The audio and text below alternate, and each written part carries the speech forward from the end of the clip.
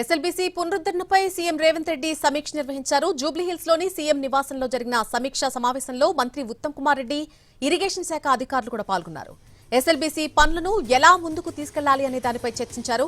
ఫిబ్రవరి 22న పనులు చేస్తుండగా SLBC tunnel ఒక్కసారిగా కుప్పకూలిపోయింది. దీంతో అప్పటి నుంచి పనులు ఆగిపోయాయి. ఎస్ఎల్బీసీ పునరుద్ధరణకు సంబంధించి సీఎం రేవంత్ రెడ్డి సమీక్ష నిర్వహించారు.